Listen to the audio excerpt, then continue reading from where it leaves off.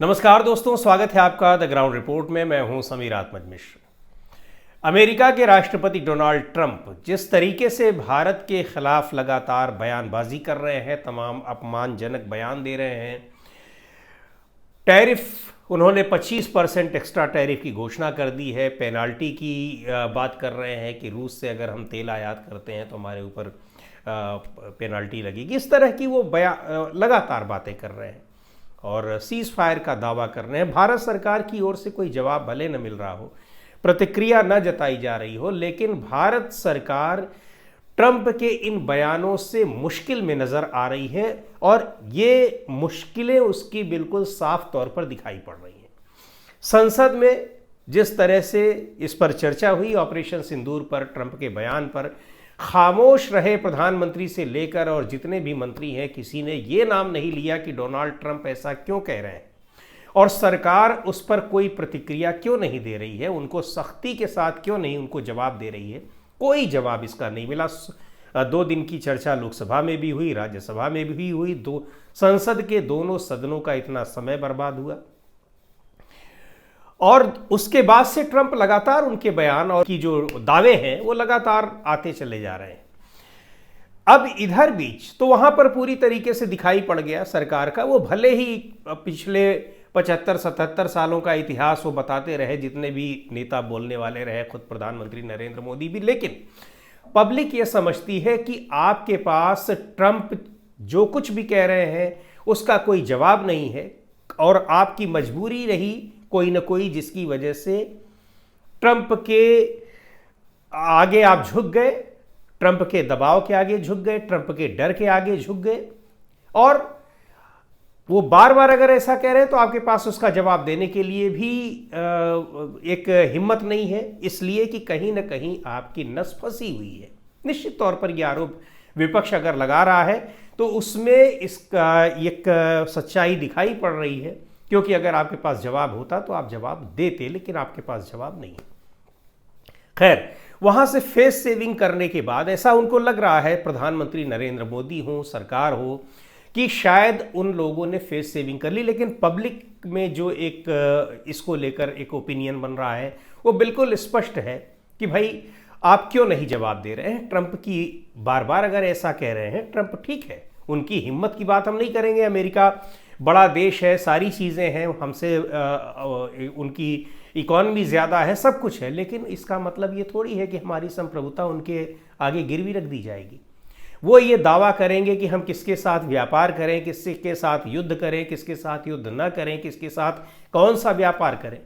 और अगर देश के प्रधानमंत्री उनके इस दावे को स्वीकार कर ले रहे हैं तो फिर इसका मतलब है कि हम अपनी संप्रभुता को उनके हाथों गिरवी रख दे रहे हैं, और अगर नहीं ऐसा है तो फिर उसका जवाब दिया जाना चाहिए। खैर, इस पर काफ़ी चर्चा हो चुकी है, लेकिन जो बात हम कहना चाह रहे हैं वो ये कि संसद के भीतर जिस तरह से विवशता दिखाई पड़ी और ये स्पष्ट हो गया कि आखिर आप जवाब नहीं दे पा रहे हैं, आपके पास जवाब नहीं है, उसका जो इम्पैक्ट है वो संसद के बाहर भी दिखाई पड़ रहा है।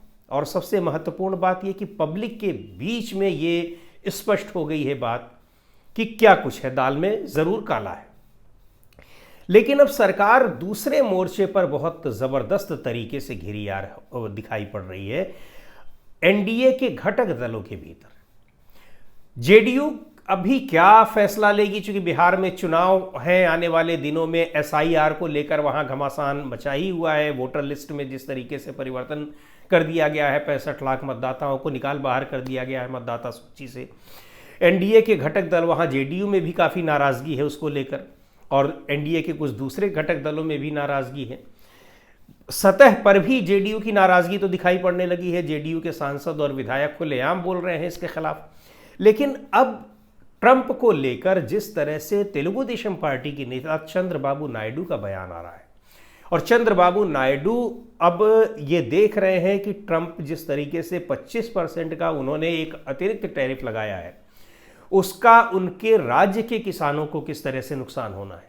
आपको याद होगा कि अप्रैल में जब टैरिफ की घोषणा की थी, तब भी चंद्रबाबू नायडू ने ये कहा था और सरकार से अपील की थी कि वो इसको देखें कि ये जो टैरिफ लग रहा है और इस पर कायदे से निगोशिएट करे सरकार, ताकि भारत से जो चीज़ें निर्यात हो रही हैं अमेरिका में उन पर बहुत ज़्यादा प्रभाव न पड़ने पाए, उन बहुत नुकसान न होने पाए। नहीं तो यहाँ के किसान या यहाँ के जो लोग भी इंडस्ट्री हैं वो घाटे में आ जाएंगे, नुकसान होगा, तबाह हो जाएंगी। ये तो हम नहीं कहेंगे, ऐसा तो है नहीं कि हमारा सारा का सारा प्रोडक्ट अमेरिका में ही जा रहा है, लेकिन बहुत बड़ा नुकसान होगा ही निश्चित तौर पर। आंध्र प्रदेश से बहुत सारा जो मछली व्यवसाय है या फिर जिसको कहते हैं कि जलीय किसान वहाँ के जो हैं, यानी मुख्य रूप से जो मछली पालन करते हैं, मछली पकड़ने का काम करते हैं मछुआरे, वो एक बड़ा बिजनेस है। और मछली और जो एक एक्वेटिक यानी जो जल में रहने वाले जीव होते हैं वो वहाँ पर भेजे जाते हैं अमेरिका में, और अच्छी खासी तादाद में यहाँ से वो इंपोर्ट किया जाता है, माफ़ कीजिएगा एक्सपोर्ट किया जाता है अमेरिका को, यानी वहाँ निर्यात किया जाता है। और उससे ज़्यादा जाहिर सी बात है कि वो लाभान्वित होते हैं। अब इतना ज़्यादा अगर टैरिफ लगेगा तो नुकसान होगा, क्योंकि वो महंगा, बहुत महंगा बिकेगा तो फिर जाहिर सी बात है नहीं खरीदा जाएगा। उसको लेकर उन्होंने चिंता जताई है और कहा है सरकार से कि इस पर एक देखा जाए, इसको स्टडी किया जाए और जो नुकसान है उसका आकलन किया जाए। लेकिन रुख उनका बड़ा तल्ख दिखाई पड़ रहा है।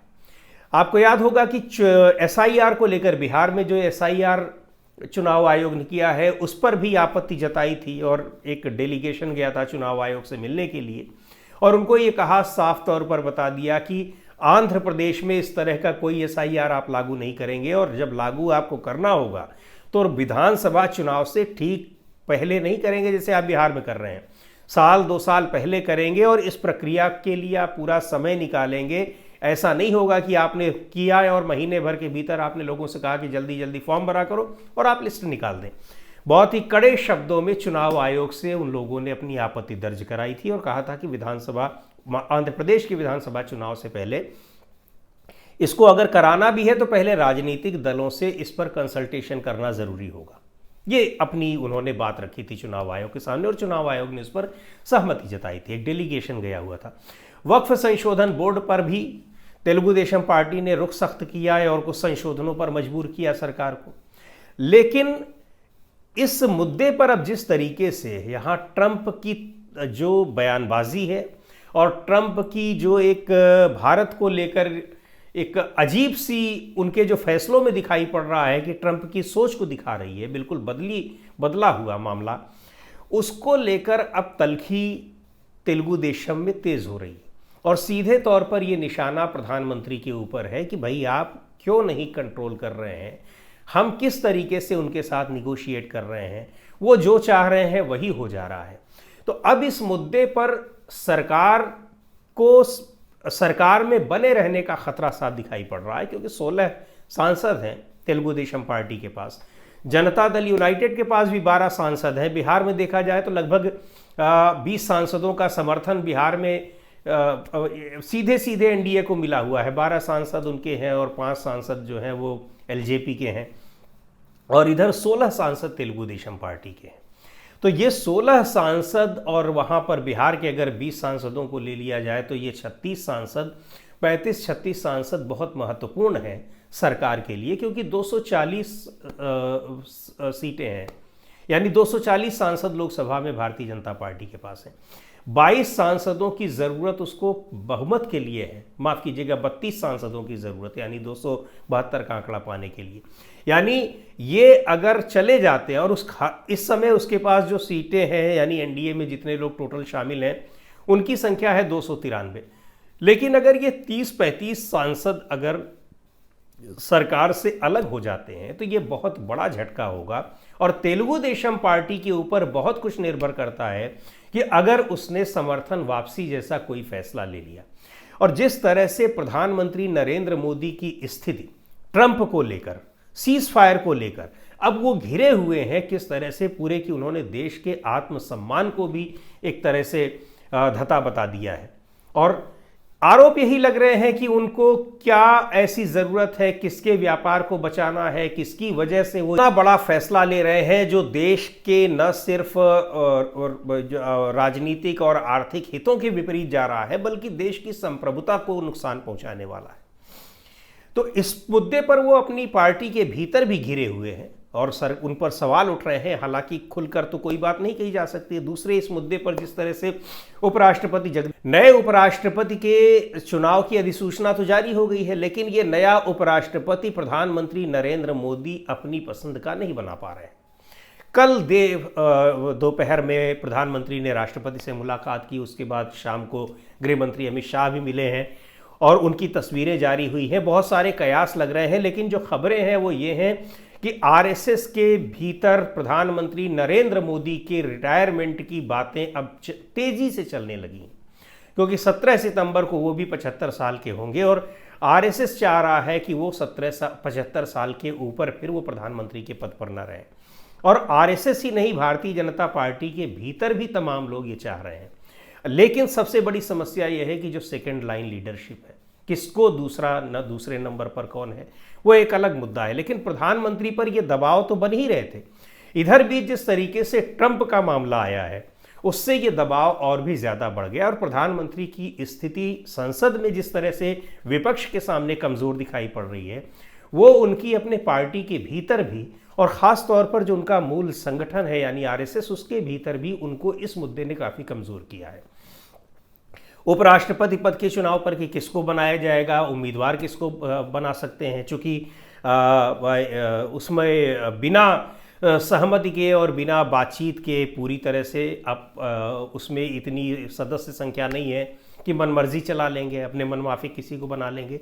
तो एक बड़ी समस्या है और इसमें आरएसएस किसी अपने व्यक्ति को उपराष्ट्रपति के पद पर बनाना चाहता है, क्योंकि ये सवाल भी उठे कि जगदीप धनखड़ वो आरएसएस कैडर से नहीं आते थे, वो जनता दल, कांग्रेस और तमाम पार्टियों से होते हुए फिर भारतीय जनता पार्टी में आए। इसलिए ऐसे ही किसी व्यक्ति को बनाया जाए जो कि मूल रूप से आरएसएस का हो। खैर, दूसरी बात यह है कि भारतीय जनता पार्टी के राष्ट्रीय अध्यक्ष का चुनाव अभी अटका हुआ है। वो भी सिर्फ इसीलिए अटका हुआ है कि गृह मंत्री अमित शाह और प्रधानमंत्री नरेंद्र मोदी किसी अपने करीबी को बनाना चाहते हैं और आरएसएस का ज़बरदस्त जोर है कि वो अपने ढंग का अपने किसी व्यक्ति को राष्ट्रीय अध्यक्ष बनाए जाने के पक्ष में है और बनाना चाहती है आरएसएस।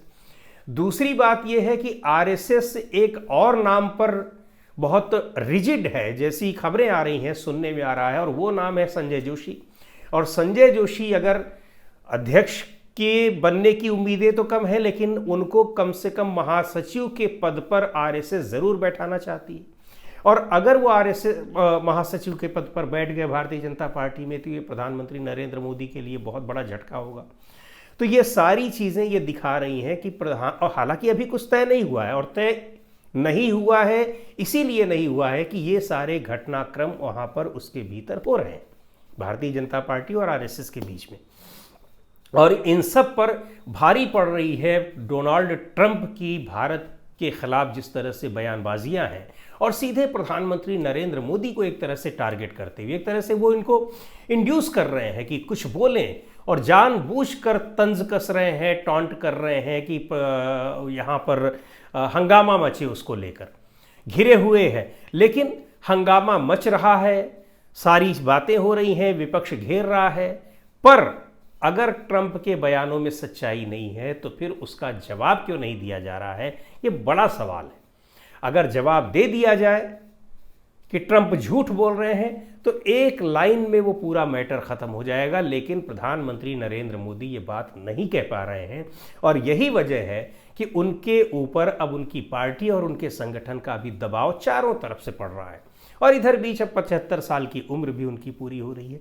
तो देखना है कि अब ये क्या कुछ होता है। लेकिन इस समय राजनीति में और ख़ास तौर पर भारतीय जनता पार्टी और आरएसएस की राजनीति में बहुत तेज़ी से घटनाक्रम बदल रहे हैं।